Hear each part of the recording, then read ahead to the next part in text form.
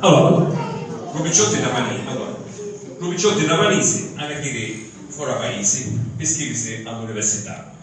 O padre Ligia ci fa il giù. Betto, mi raccomando, sta attento per occhi con ci succederà a mia figlia che c'è chi sta sulla, ma se no adesso la cibo.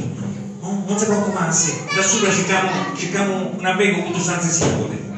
E perciò tu vuoi partire, arrivano fuori paese e cominciano a cercare un albergo con due stanze singole, ma non ne trovano, ci sono solo stanze matrimoniali. Allora il picciotto dice no, non è buono matrimoniale, non è meglio che cerchiamo ancora, e cominciano a sbottogliare se tutti gli alberghi di un paese, di fuori paese, ma senza combinare niente. Stanza solo non ce n'è. Allora Rosetta ci fa Betto. Senti qua, a mia mandiamo a figliare a Bergaberti, che non fai? E va a scudare in mezza strada, a combinare con figlia matrimoniale, e come ne esce si butta? E finalmente già sono una stanza matrimoniale, e mentre si spogliano, il giovane Naita fa un'inzina che buono, e ora non faccio per fare niente. Non mi raccomando a Mauro dove stanno le sue madri, ma se no adesso la scena. E poi come faccio a storiare?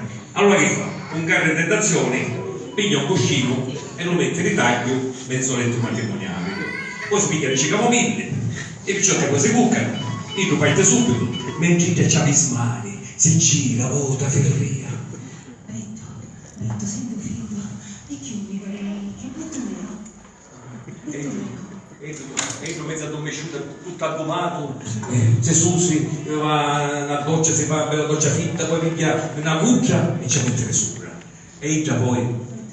Sono tutta anzi, e chiudi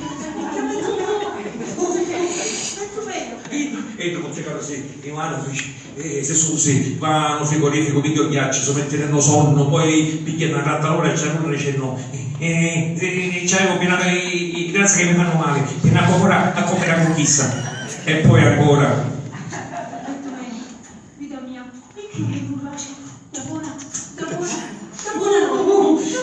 Entro tutto solato, non devo comare, un mondo ai pecore che non la dormisci. E esce tutta la notte una vita. Fino a quando la mattina c'è Susi, non si lavano, si vestono, pigliano le uzze e si partono per dire all'università. Ma strada facendo vedono dal re un muretto a due picciotti che si stanno ammazzonando a legnate, ma legnatuna. Allora Idro che fa? Piglia a uzza e c'era una eggia. Oh, ma che vuoi fare? Come che voglio fare? Ma sblacco il tuo muro e ma sbatta anche di loro, non vedi che si stanno ammazzonando a legnate?